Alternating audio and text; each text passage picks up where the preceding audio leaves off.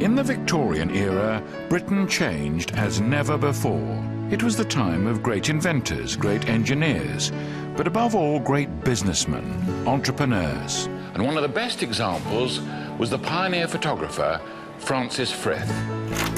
It was in the 1860s that Francis Frith embarked upon a monumental mission using the newly invented photographic camera.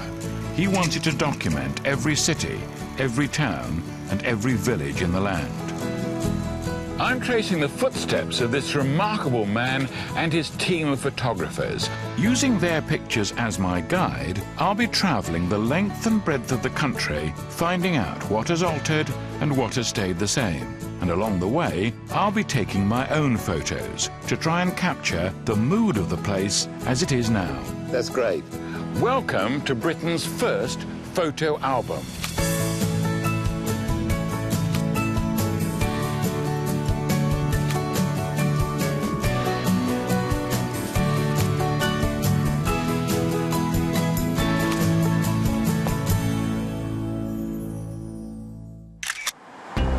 Back in 1860, the newfangled way of making pictures was all the rage. The trouble was that the cameras were expensive and difficult to use.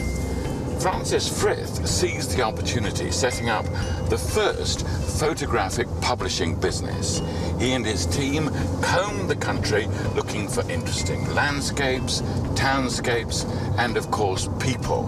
And the results were snapped up. My photographic journey today takes me along the North Kent coast, from the historic town of Gravesend, along the river to Faversham, and finally to the seaside resort of Broadstairs. And en route, I'll be catching a ride on a beautifully restored Thames sailing barge. Ah, the power of sail. I'll be finding out what the Victorians thought was a good day out. If I do it, I want a bit of a cheer. If I don't get it right, I don't want a boo, OK? And I'll be meeting the owners of the seaside home of Charles Dickens. You look absolutely great. My trip begins in Gravesend. In Frith's time, this was a thriving town, an important stopping-off point for travellers, for those on their way to London, going by road or on the river. Our first picture today from the Frith collection is one of the best. There it is, Gravesend, a Thameside scene. We have a sailing barge. We have a very proud owner. We've got something going on here past the wall. We've got a lot to find out, so let's get going. To me, it's the boats which really stand out in this photograph. Thames barges were a vital feature of Gravesend life for hundreds of years. These majestic sailing boats, with their distinctive red sails, were once the workhorses of the river. And perhaps the finest example that still survives is the Cambria. It's just had a very comprehensive refit, and its captain, Richard Titchener, is about to take on a new member of the crew, me. I'm a keen sailor, not that you'd really notice. It's a bit of a nag, really. You've got to concentrate. Oh, dear. OK, this is the entire crew now. The first Thames barges took to the river in the 17th century, and by the 1890s they were at their peak. Their wide, flat-bottomed hulls meant they were perfectly adapted for carrying heavy loads up and down the Thames estuary. Now, if you're svelte like me, you can get round this wheel, round behind. So can I, yeah. Now I can get round. Well done. Yeah, I'm not that podgy now then. Oh, I see. I can now see what I'm doing. OK. OK, so we want to go a bit that way? Only a little bit. But the real problem without an engine is when you've got no engine and you've got no wind. Well, what you've got to bear in mind is that you're on the tidal Thames here at Gravesend. Now, the tidal Thames is a 8-lane motorway running straight through the centre of the capital of the empire, and that motorway has a tide that runs 6 hours in and 6 hours out. So if you could drop an item in the water here at Gravesend at low tide, it would be in London on the next flood tide. And that's all free, isn't it? Sure. At the end of the 19th century, there were over 2,000 registered Thames barges. But the development of the diesel engine and the advent of large lorries brought the demise of these handsome sailing ships.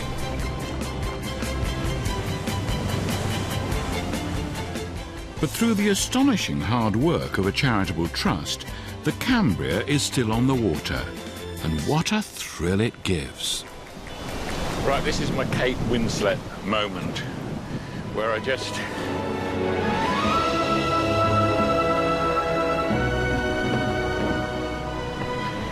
Not very convincing, but fun.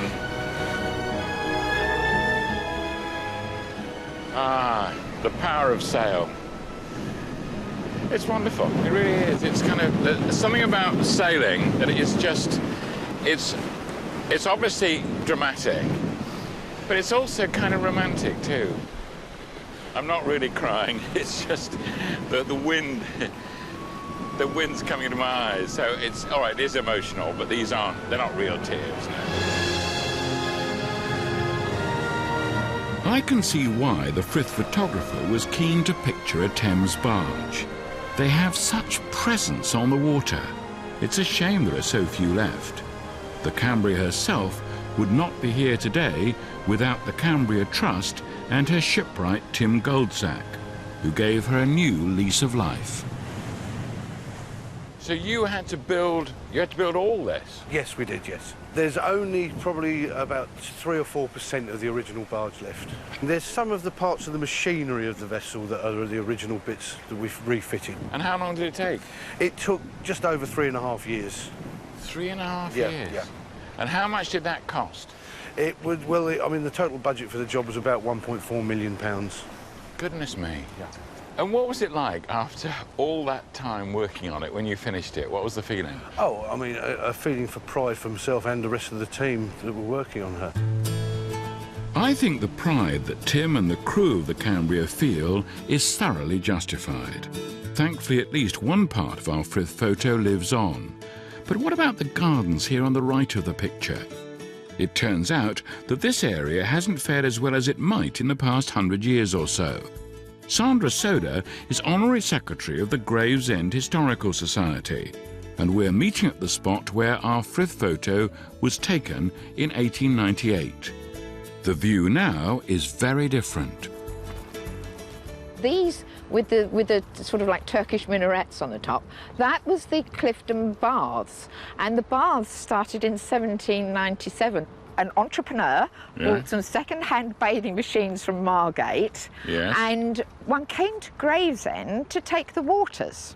Right, so this is a kind of beach, was it meant to be? Well, yes, there was. There was. At the time, there is a description that said the river was so clear that you could see the beach beneath. Right. And people did actually come to Gravesend, because at Gravesend you've got just the right amount of salt to do you good. And where were they coming from to come here? From all over, but from London, but from all over. They were coming down to take the waters. Right, so this is kind of resort. Yes, that was the start of... Doesn't look like it now, does it? No, not at all. It doesn't strike me as being a perfect sort of holiday destination, but still it was then. Yes. Fashionable. Yes. Right. What would be the attraction when they got through here? It would have been Rogerville Gardens, and in there would be all sorts of attractions. Archery, animals, bear pit, ballroom, like the Alton Towers of its day. But Gravesend's glory days were numbered. The first blow came in 1878, when the Princess Alice paddle steamer collided with a 900-ton cargo ship at Woolwich on her way to Gravesend. She split in two and sank within 4 minutes. 650 people lost their lives. Up till then, the paddle steamers had been one of the most popular ways for the well-to-do to travel from London to Gravesend. But this terrible disaster, the worst in the history of the Thames, threw the future into doubt. And with the rapid expansion of the railway network from the mid-19th century, tourists and day trippers started to go further afield for their holidays. As time went on, it was not the people, the moneyed sort of middle classes, the shopkeepers and those people that were coming down here. It was then going to more lower classes of people coming in, and they were actually, you know, getting drunk here, and so it was losing its appeal to people to come to, because... Rough trade, yeah. Yes, The old class system exerts itself. That's right. Sandra has painted a vivid picture of Gravesend's changing fortunes as a Victorian holiday destination, and I can't help feeling a pang of remorse as I look at what was once the jewel in its crown. And this is where the famous Rocheville Gardens were, all the entertainment and pleasure, and now look at it. It just could not be worse, could it?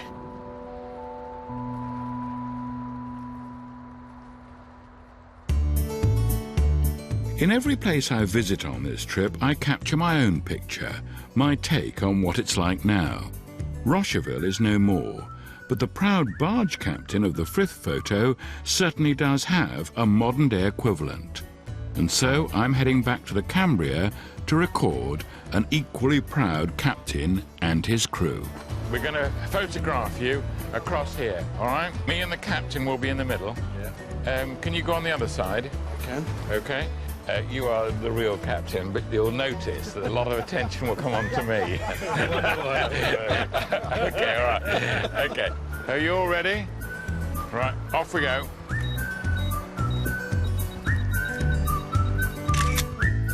So here's my photo, the Cambria fully restored and shipshape, back in her rightful place on the Thames. And we've got the crew who are doing such a marvellous job keeping the Thames barge tradition alive. And I'm being cheeky, taking quite an undue share of the limelight.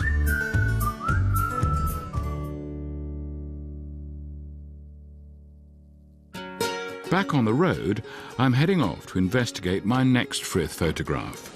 I'm staying in Kent, but travelling a few miles east along the river to the old market town of Faversham. Nestling between the river and the rich farmlands of the Garden of England, Faversham has always been well placed for industry. London bricks were made here, most of Britain's explosives came from here, and it's still home to one of the country's oldest breweries. But it's Victorian leisure activities that have brought me here today. This is the Frith photograph we're looking at. Faversham's recreation ground, known as the Wreck, taken in 1892. Every town in Britain today has a public park like this, and it's the Victorians that we have to thank. But some of our parks have stood the test of time better than others. Local historian Arthur Percival is here to tell me what the Faversham Wreck is like now, almost 120 years later. It's a great big park, isn't it? It's a big park. It's about 20 acres, I believe, yes. And when was it at the height of its popularity? I think probably in the late 19th century, early 20th century. What it was meant to be doing was providing with open air and green space, because a lot of them were living in very confined quarters. They were living in small houses, cottages with backyards. So this is providing the lungs of the city. A lung, absolutely, is the word, yes. Yeah. Yes. Now, here is our picture. Yes. From the collection. Yes, it's a gorgeous picture. And, isn't it? It is lovely, isn't it? Lovely picture. So where are we?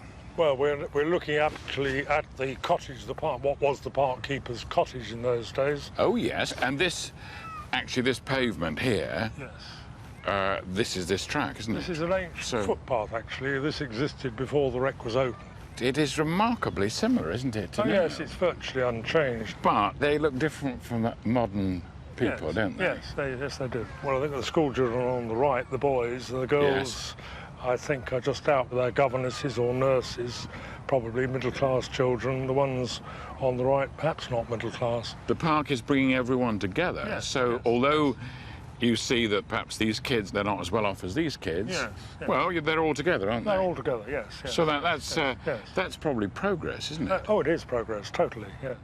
Frith and his team took numerous photographs of the public parks which sprang up across Britain throughout the 19th century. Many were generous gifts to local communities by landowners and wealthy industrialists who sought to make their towns and cities better places to work and live. The parks soon became places where local people would gather to play organised games. And here in the Faversham Wreck, very little has changed. What is so nice is that there's all this activity going on in the way that the people who started this park in 1860 would have liked. I mean, this is recreational activity organised games. It's wonderful. And purely for educational purposes, of course, I think it's time for me to show them how it's done. Now, you'll notice the way I'm holding it is very expert, isn't it? Do you think I can do it? Yes, there we go. Are you? Well, if I do it, I want a bit of a cheer. If I don't get it right, I don't want a boo, OK? Just a bit of polite clapping if I don't get it. OK. Right, if you get it okay. right, we'll open the barge. OK. All right, here we go. That's pretty good. Yeah, well done. Oh, it's nothing. It's nothing, please. No, it's nothing, honestly. But look, am I the right age to start this? Yeah. Really? Yeah. Don't you think I'm a bit young for this? Well, no, we don't mind. 90. 90? What's he trying to say? I think I might have shown them up a bit. Now, I've decided that I want my photo here to be the spitting image of our Frith photo. OK, come over here a bit. You come a bit closer there. Right. Yeah, you stand there, that's fine. And I've recruited some kind passers-by to help me out. Everybody look at the camera. Everybody smile. Very good, OK, excellent. And here's my picture. 120 years later, and the Faversham wreck has hardly changed. It's still used by families to get some fresh air and give the kids a bit of fun. All those years ago, they enjoyed this park, and people are still enjoying this park.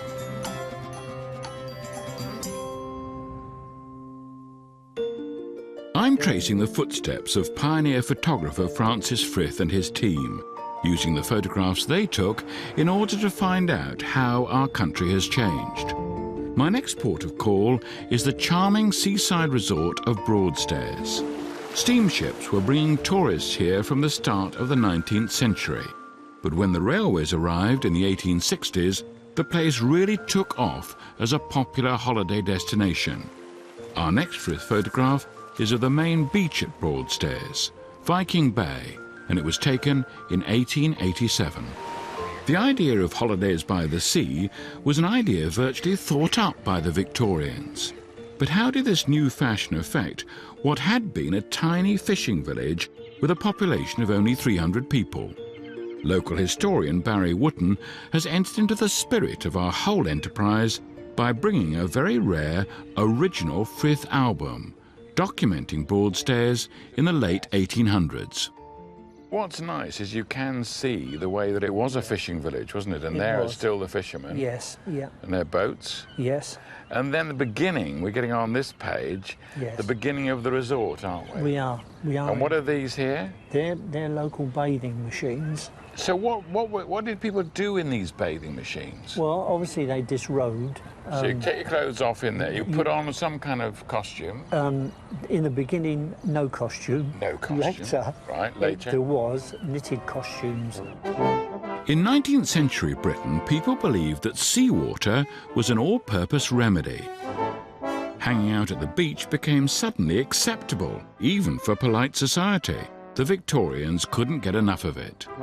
What would people do on the beach itself? There'd be seaside entertainers on the beach, magic tricks, singing, dancing. They've even been known to get a grand piano down on the sands in the 1890s. What, just down here? Just down here. All right, let's look across the beach now. Now that house at the end, that Yes. big house, is very important, isn't it? It is. That was a place where Charles Dickens, the great author, penned some of his works.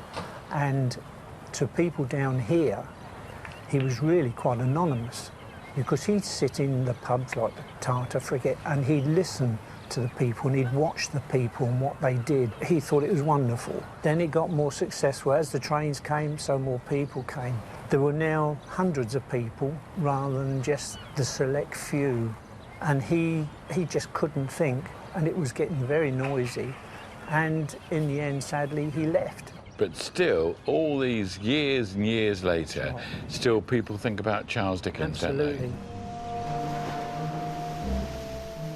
For more than 20 years, Dickens and his family would come to Broadstairs in the summer months to escape from the crowded, often oppressive streets of London. and it was this imposing cliff-top house which became their holiday home. It was renamed Bleak House in honour of Dickens after his death in 1870. This grand building is now privately owned by Richard and Jackie Hilton.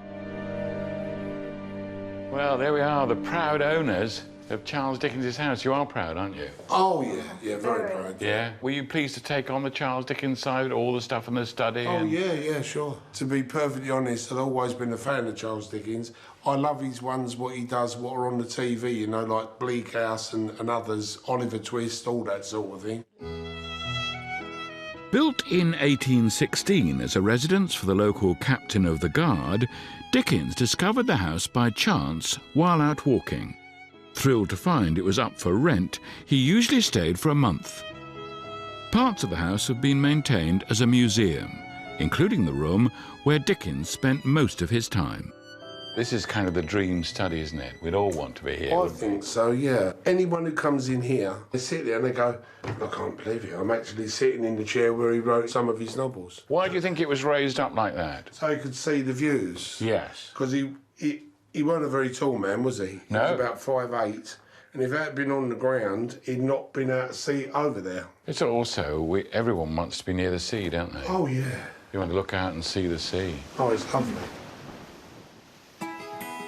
Our fifth photo was taken in 1887, 17 years after the great author's death, and by then, Broadstairs had become inextricably linked with the name of Charles Dickens. So I decided to take my photograph of the two people helping to preserve his legacy. So here's my picture. Richard and Jackie, the happy owners, sitting at the very desk used by Charles Dickens. What a nice couple, and just the kind of lively characters that I suspect Charles Dickens would have liked to have written about. And we go from one very popular part of British culture to another, quite different but very interesting.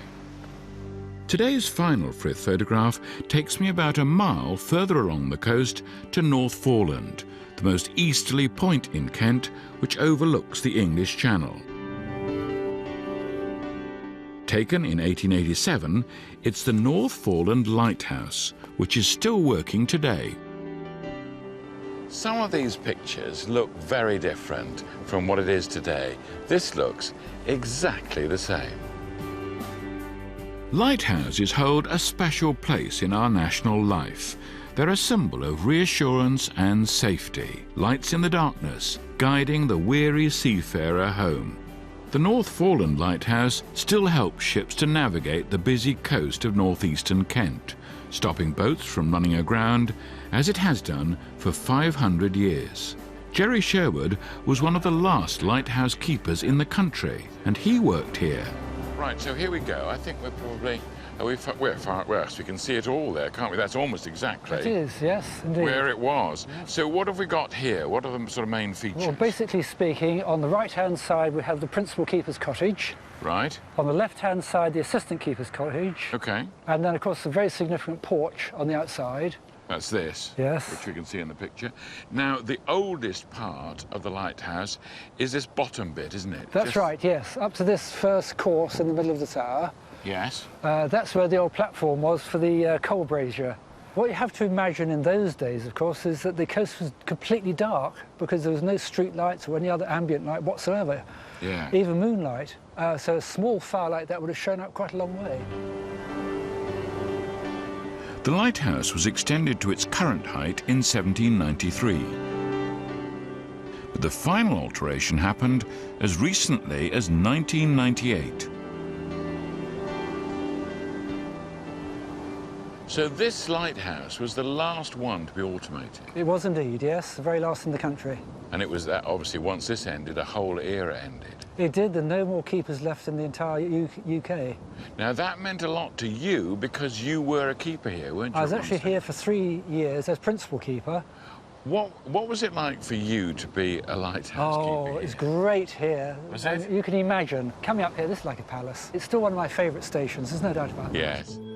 Looking at our Frith photo, the exterior of the lighthouse has changed very little, but inside, it's a different story. This is what superseded all the keepers. It's the GPS monitoring system. And it's all completely automated now. Completely automated. There's nothing to do with keepers. No romance. Nothing nice about it. Just click, click, click, click, click. The North Foreland Lighthouse served a special purpose during the Second World War. The Germans didn't target British lighthouses because they needed them too. Not many people know that this actually was a radar jamming facility. Where you're standing now, for instance, there's a bank of electronics going across this room. So this equipment here is jamming the German radar? That's right, yes, yes. And it's all completely secret? Nobody knows it's here? No, at the time it was all secret. It was just an amazing facility, again, in this old building. Of course. OK, John, here we are in the lantern. Right. And the light's going. And the light's going, yes. This actual lens dates from the 1860s. Is it really? It's been adapted over the past couple of hundred years with different illuminants. So when our picture was taken, this would have been here? This would have been here, and in the centre would have been a multi-wick oil burner. How extraordinary. Now, as we look out here, we can see on this day that just how many ships there are, aren't there? I mean, this is a very busy shipping area. It is. It did mark a very important turning point for vessels coming in and out of the Thames over there, coming through the Dover Straits, going up into northern Europe, and of course out towards Scandinavia and up to the northeast coast ports in England. All the transcontinental shipping would come right past here. Why do you think in Britain we're so fascinated by lighthouses? What is it? Well, I think because we're a maritime nation, and they're very iconic. Wherever you go, a lighthouse is designed to be highly visible against the background. This is it. This is we're coming home, or we know That's where we right, are. yes. I think I'd like to have had a lighthouse. You've been very good at it, I'm sure. In my picture of the lighthouse, I'm trying to show it representing the end of an era, now automated and unmanned. Exciting, dramatic picture is the idea. With this, the last of the manned lighthouse in the country, but now empty and the windows blocked in. So this is going to be my shot, and it's a very fancy camera, this. I've just got to press it on the top, and that'll be it. And there is my lighthouse picture. It looks mysterious, which is appropriate, because there is something about lighthouses which, well, it's mysterious. Why do we like them so much? And that's the joy of this series. We're finding out parts of the British psyche based on our history, which are very difficult to understand. Next time on Britain's First Photo Album, I'm off to Surrey to find out what's left of Francis Frith's beloved house. So we know that Frith will have walked into the swimming pool.